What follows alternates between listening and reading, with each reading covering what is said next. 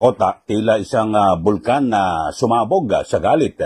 Ito pong si Senator Rodante Marcoleta kay Senator Ping Lacson dahil sa lumalabas na parang ang ginagawa niya ay nangiispiya sa kanyang kapwa senador. At hindi na po napigilan ni Senator Marcoleta na questionin kung ano ang otoridad o kapangyarihan ni Senator Ping Lacson para kumuha ng CCTV footage at alamin kung sino ang mga bumibisita sa opisina ng kanyang kapwa senador. Alam naman ho natin, mga kababayan, na diyan po sa Senado, pantay-pantay po sila.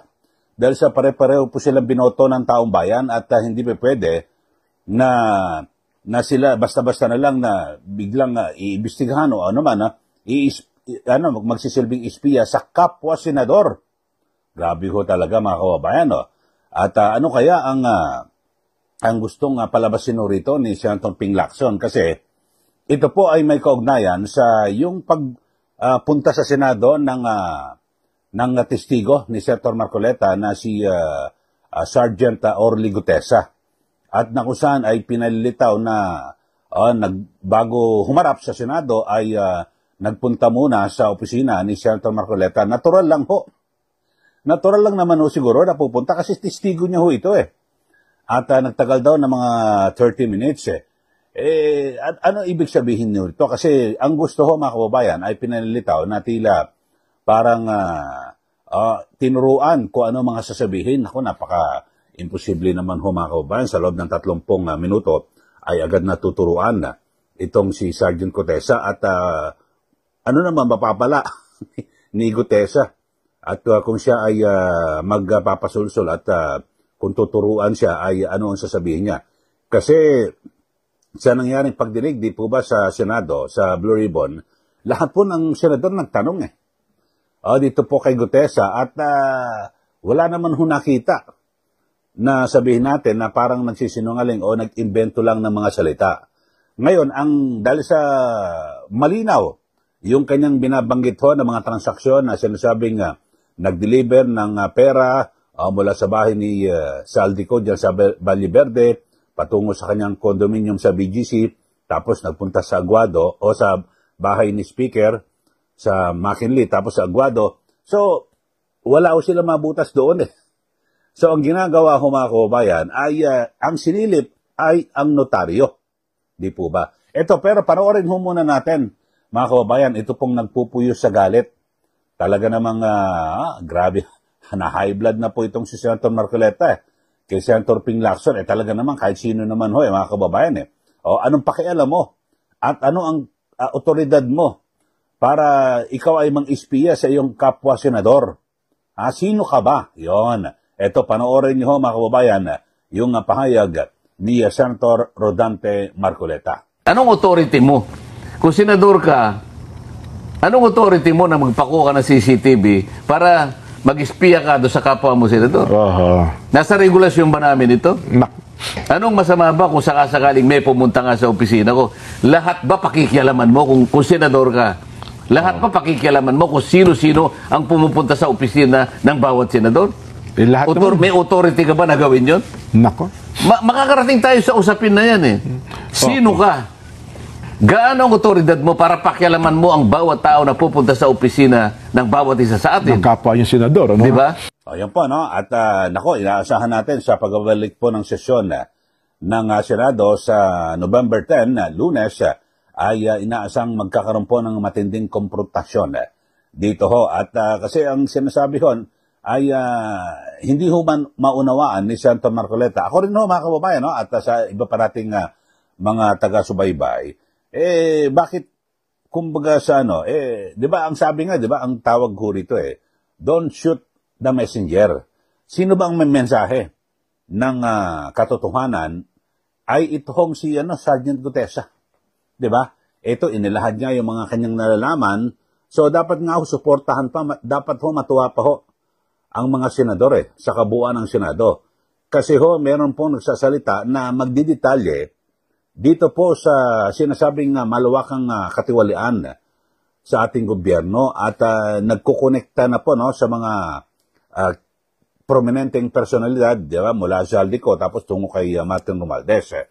Pero, pilit na inililihis at ito ho, ang nagiging perception, parang tumutulong, di umano, parang perception na tumutulong si Ping Lacson para guluhin yung, yung sitwasyon. Kayo ho, mga kababayan, ano po masasabi nyo rito? Kasi birin mo, kapwa mo senador, nang iniispiyahan mo, binabantayan mo, ano otoridad mo? Alam mo, nangyari na rin yan nung una na kung saan ay pinalabas na merong dumalaw na kontraktor diyan po sa Senado. At totoo naman may kontraktor. Pero parang ibinitin-bitin pa ho kung kaninong opisina nang punta yung isang kontraktor na agad na, ang lakas, ang bilis kumalat ng chismis na kung saan ako, pumunta ata sa sa opisina ni Marcoleta o kung sino mang, di ba? Ang dami po na pagbintangan dahil sa inilabas na CCTV footage ni Senator Ping Lacson. Yung pala, yun ay yung contractor na yon ay nagpunta sa opisina ni Senator Erwin Tulfo para patingnan kasi parang bumabaha yung kanyang terrace o yung balkonahe sa kanyang opisina sa Senado. So yun pinatingnan. Pero sa umpisa pa lang, alam mo, nagkakagulo na at kung sino-sino nang pinaghihinala ang mga senador, dapat sinabi na kagad, hindi, nagpunta yan sa opisina ni Senator Erwin Tulfo. Diba? Kaya nga nung nasa mismong kalagitnaan ng pagdinig ng Senate Blue Ribbon Committee, nagtaas pa ho ng boses Senator Tulfo Erwin Tulfo, diba? Sa kontraktor na dapat ipinaalam niya na sabit siya sa flood control system, etc. Pero hindi na sana hahantong doon, mga kababayan, napahamak pa yung kontraktor. Parang napakiusapan lang ho siya at nai-refer siya na tingnan lang ho di ba? Yun po ay bunga ng CCTV na sinasabi ni Senator Ping Lacson. Ngayon naman, ang sabi nga ho, natural lang na pupunta sa opisina ni Senator Marcoleta, ito pong si Sergeant Orly Gutesa, kasi testigo niya nga yun Kanino pupunta?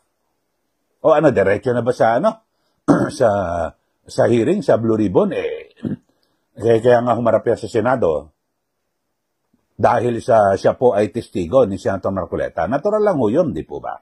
Okay, so kayo na po ang magsabi sa ating mga taga-subaybay, mga nanonood dito sa ating palatuntunan. Ano po ang pananaw nyo rito? Dito po sa pang-iispiya ni Senator Ping Lacson sa kanyang kapwa senador. Pangalawa na ho ito Yung una ay kay Senator Erwin Tulfo na yun naman pala, wala naman parang, ewan ko lang bakit ang nangyari ho, hindi ko alam kung bakit si Senator Erwin Tulfo nagalit sa kontraktor.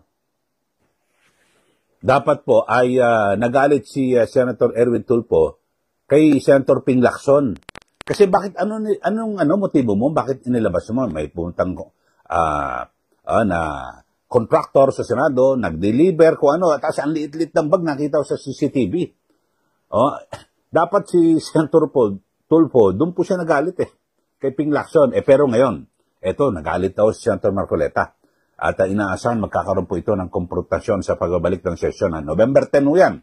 Abangan ho natin. At ang alam ko ay November 14 ay sasagawa ulit ng pagdinig ang Senate Blue Ribbon Committee kung magiging chairman muli.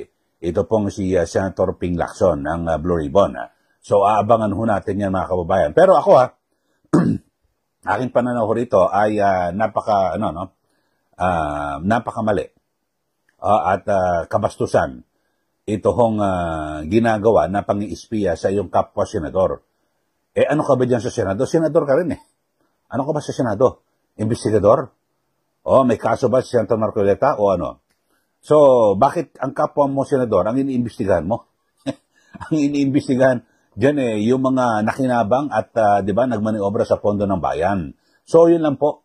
Kayo ho, magbigay na po kayo ng comment. At ako, ang basta aking pananaw ho rito, isang pambabastos po ito sa isang kapwa senador na dapat hindi po ginagawa. At ewan ho natin kung magkakaroon po rito ng mabibigyan po ito ng pagdisiplina o kung ano man, o kahit na pagkundi na lamang sa diyan po sa Senado. Kasi mali po ito Dapat hindi po ito kinukonsinte ng lahat ho ng mga senador. Baaring sa inyo, gawin ho yan. Di ba? At otoridad, dapat magkaroon po kayo ng kasi wala naman hong regulasyon diyan po sa Senado eh. Ano bang patakaran diyan sa Senado sa paglalabas ng CCTV, di ba? Oh, ewan ko sa iyo, mag-usap-usap po kayo. Pero ako, pananaw ko lang ho ito, isa pong malaking kabastusan yung ginagawa po ni Senator Ping Lacson na pagkuha po ng CCTV footage para tingnan kung sino ang bumisita sa opisina ni Senator Marcoleta. Ganyan din po, yung nangyari kay Senator Erwin Tulfo. Dapat magalit siya mismo kay Senator Ping Lacson na kanyang kalyado diyan po sa Senado.